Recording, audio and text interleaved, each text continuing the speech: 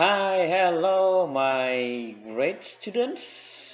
Apa kabar semua anak-anakku? Pada kesempatan kali ini Bapak akan menyampaikan materi singkat tentang konten pelajaran kita pada semester ini. And this time we are going to talk about grammar. Kita akan bicara tentang tata bahasa dengan judul relative clause. Okay, so what is a relative clause? So here we go. Mari kita simak sama-sama ya. Apa itu relative clause? Nah,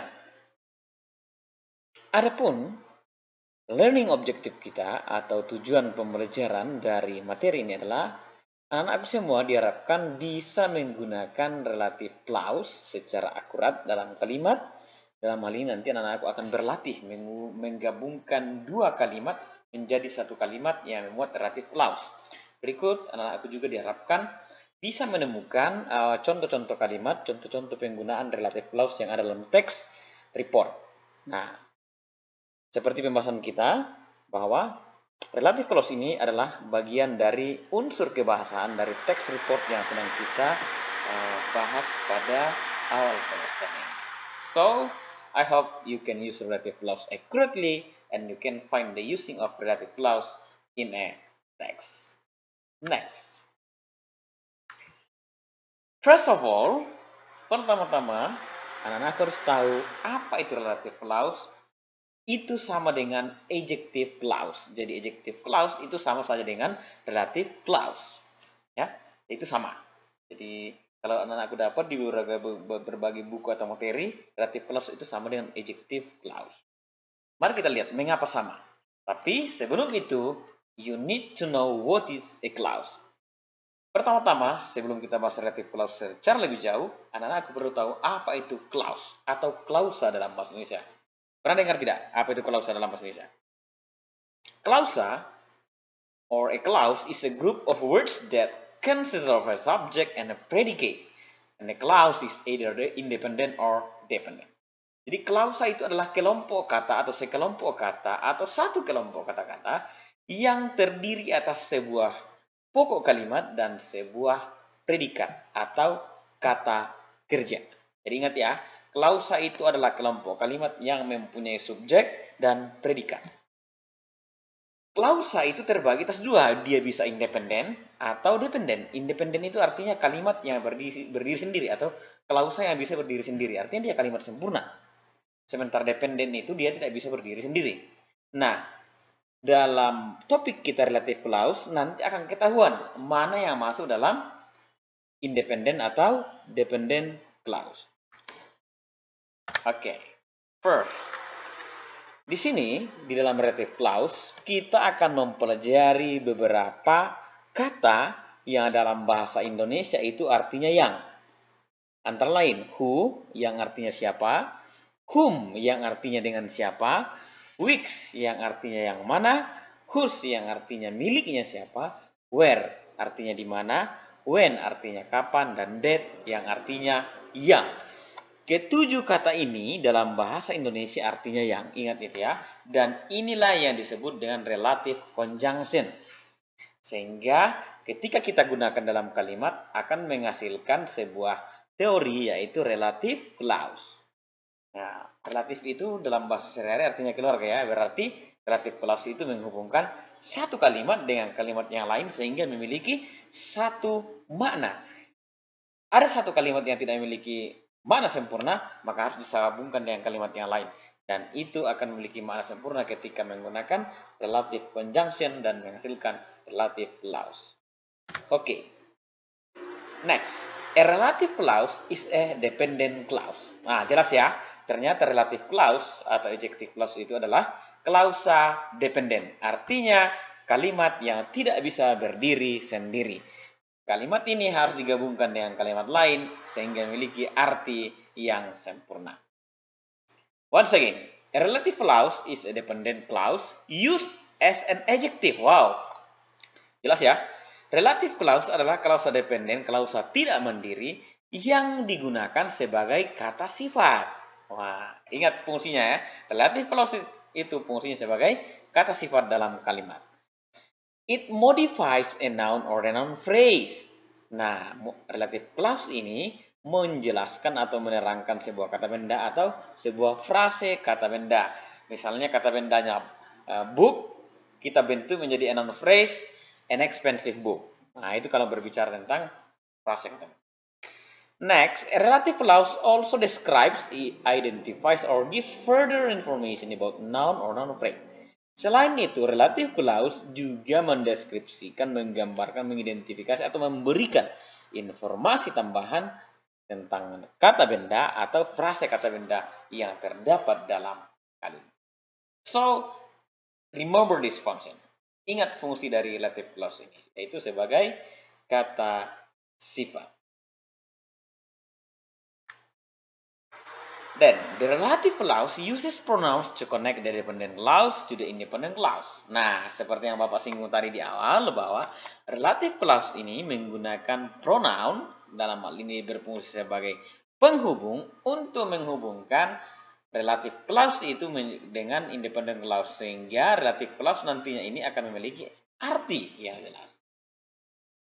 Dan ini ya, sudah ada yang Bapak beri warna biru, ada who, whom, which, whose, where, when, and that. Semua itu adalah relative pronouns yang berfungsi sebagai conjunction dalam teori.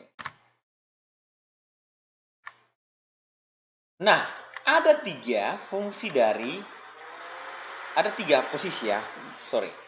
tiga posisi, there are three main position of relative clauses in a sentence. First, relative clause as a subject.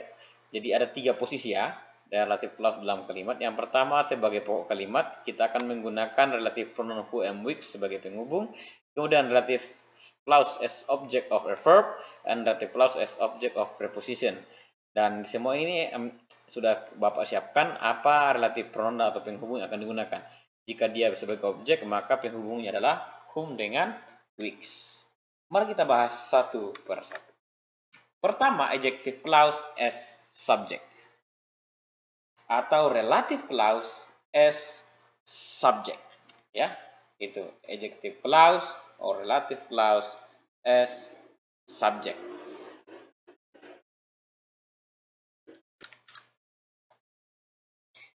Nah, relative clause or adjective clause as subject itu kita menggunakan dua relative pronoun sebagai penghubung, yaitu who untuk kalimat yang menandai orang, berikut which untuk kalimat yang menandai thing or animal, benda atau binatang. Perhatikan contoh pertama. Lani is a singer. She likes singing very much. Perhatikan dua kalimat ini.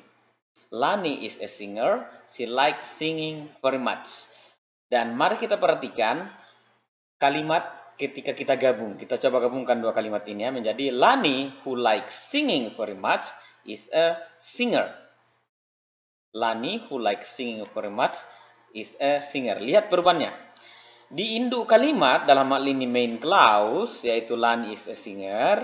Ketika kita ubah ke dalam relative clause, maka kita ambil dulu pokok kalimatnya. Karena aturan tadi adalah relative clause itu memiliki pokok kalimatnya, yaitu di sini ada Lani. Berikut. Di kalimat kedua, di sini kan tadi di kalimat pertama ada she. Berikut di sini ada who. Maka yang kita perhatikan di kalimat kedua adalah pronoun yang ada di kalimat kedua. Apakah dia menggunakan he, she, it. Maka jika itu muncul, atau apakah itu dia, jika muncul, kita akan ganti dengan who. Ya, karena ini she ini adalah manusia ya. Maka jadi Lani who likes singing very much is a singer. Lani adalah seorang penyanyi. Dia sangat menyukai menyanyi. Lani yang sangat menyukai menyanyi adalah seorang penyanyi. Jadi di sini terjemahannya adalah yang, bukan lagi siapa ya. Lani yang sangat menyukai menyanyi adalah seorang penyanyi. Dan Bapak tekankan kembali, induk kalimatnya adalah Lani is a singer. Relative clause-nya adalah who like singing very much. Mungkin ada yang bertanya, anakku, kenapa induk kalimat ini dibagi dua? Ini kan kita sudah menggabungkan dua kalimat menjadi satu. Ya, ini kan dua kalimat nih. Jadi, Lani who like singing very much itu satu kalimat yang dibentuk dari dua kalimat, yaitu dua kalimat yang sebenarnya mirip artinya ya. Itu yang pertama. Berikut, kita berbicara tentang weeks. The dog is looking at you. It wants a bone. Dari mana datangnya it ini di kalimat kedua? Yaitu dari kata the dog, dari frase the dog. Maka ketika kita gabungkan menjadi the dog which wants a bone is looking at you. Anjing yang menginginkan sebuah tulang sedang sedang melihat padamu. Nah, di mana independent clause-nya? Yaitu the dog is looking at you. Berikut, relative clause-nya adalah which wants a bone, yang menginginkan sebuah tulang. Nah, ini adalah jawaban dari dependent clause tadi. Tadi kan klausa mengatakan, klausa itu terdiri atas sebuah pokok kalimat dan kata kerja. Which sebenarnya di sini adalah pokok kalimat. Dari mana sumbernya? Yaitu dari it. Ya, nah, sama dengan kalimat yang pertama tadi. Who itu dari mana datangnya? Dari si. Berarti dia ini posisinya adalah pokok kalimat. Nah, sama dengan ini. Which itu adalah pokok kalimat. Berikut diikuti oleh kata kerja. Cuma di sini which atau who tadi itu dia tidak bisa berdiri sendiri karena artinya adalah yang, ya. Tuh. Yang menginginkan tulang. Itu kan bukan kalimat. Jadi ketika dia digabungkan dengan kalimat lain baru memiliki arti. Anjing yang menginginkan sebuah tulang sedang memandangi Anda. Itu yang pertama. Berikut, relative clause as object of a verb. Relative clause sebagai objek kata kerja. Kita lihat dua kalimat berbeda. Rati collects Italian shoes. Tony chats her twice a day. Dari mana datangnya her? Yaitu dari Rati.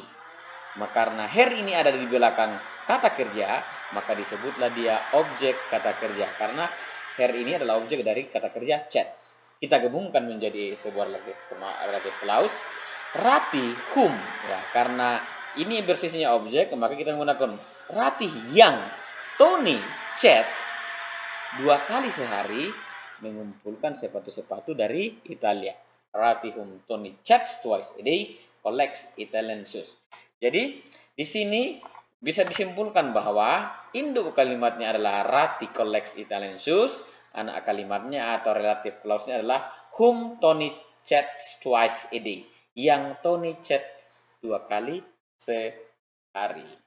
Clear ya? Contoh kedua. The car is expensive. I want it. Ini datangnya dari mana? Yaitu dari the car, ya, di kalimat pertama. Maka menjadi the car which I want is expensive. Sehingga kita simpulkan induk kalimatnya adalah the car is expensive. Relative clause-nya adalah which I want, yang saya inginkan. Next, posisi yang ketiga as object of preposition. Kita masih menggunakan whom dengan which, ya. Perhatikan ini. Intan is a mysterious girl. Mr. Alex told you about her this morning. Dua kalimat ini kita perhatikan baik. Dari mana datangnya her? Yaitu dari Intan. Di mana preposisinya? Itu about. Ingat ya anak-anak, ya, banyak preposisi, ya. Ada at, on, in, ada puluhan preposisi, ya. Sekarang kita gabungkan kalimat ini. Intan about whom, karena her ini adalah objek, maka kita menggunakan whom. Intan yang dibicarakan oleh Mr. Alex padamu tadi pagi adalah gadis misterius.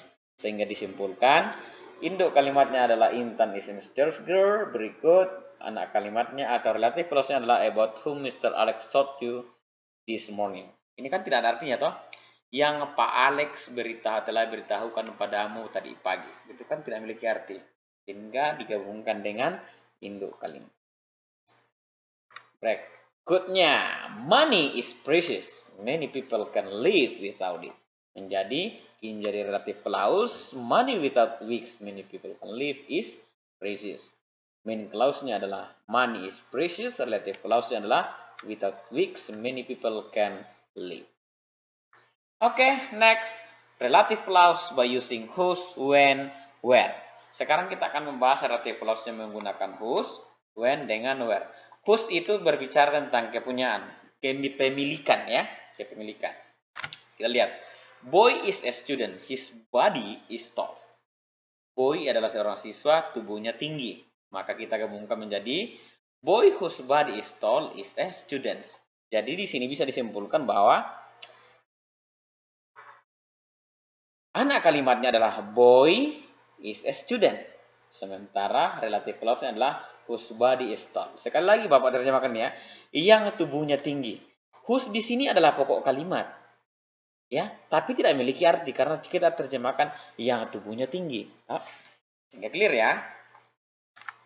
Berikut, kita menggunakan when. When itu talking about time, ya, misalnya the day, at the day, ada juga then, at the year, today, itu semua akan digantikan dengan when ketika muncul dalam kalimat. Lihat contohnya. 2023 is the new year. I have many plans at the time. 2023 adalah tahun baru. Saya memiliki banyak rencana pada waktu itu. Kita gabungkan dan menjadi sebuah relative clause, yaitu the 2023 when I have many plans is the year. Perhatikan kalimat yang frase yang dihilangkan, yaitu at the time digantikan oleh when. Sehingga disimpulkan main clause-nya adalah 2023 is the new year. Berikut relative clause-nya adalah when I have many plans. Ini adalah relative clause-nya. Berikut kita berbicara tentang where yang berarti menggantikan place atau tempat. Look at this sentence. Makale is the town. My school is located there. Di sini ada kata there ya. Bisa juga my school is located at the place. The place ya. Berarti kita ganti nanti ini. Jadi Makale where my school is located is the town. Induk kalimatnya adalah Makale is the town. Relative clause-nya adalah where my school is located. Makale yang di mana sekolahku berada adalah kota kecil. Next, that. That ini yang paling gampang karena dia sebenarnya bisa menggantikan who, whom, which, where, when, dan whose. Itu bisa digantikan oleh that. Ya, sehingga Bapak taruh di terakhir. Lihat contoh ini dari kalimat model pertama tadi. The bread is delicious. It made of chocolate. Kalimat ini bisa kita buat menjadi the bread that made of chocolate is delicious, atau the bread which is made of chocolate is delicious. Jadi itu adalah fungsi that ya. Artinya yang. Roti yang terbuat dari coklat itu nikmat. Kalimat kedua, roti yang terbuat dari coklat itu nikmat. Jadi sama kan? Sama kalau dikatakan John is a boy. He likes football. John that likes football is a boy. Sama kalau dikatakan John who like football is a boy. Kan sama. Oke, itu penjelasan singkat kita tentang relative clause. Semoga bisa anak-anak pahami. Dan sampai ketemu dalam pertemuan tatap muka di kelas. Thank you and enjoy your learning time at home.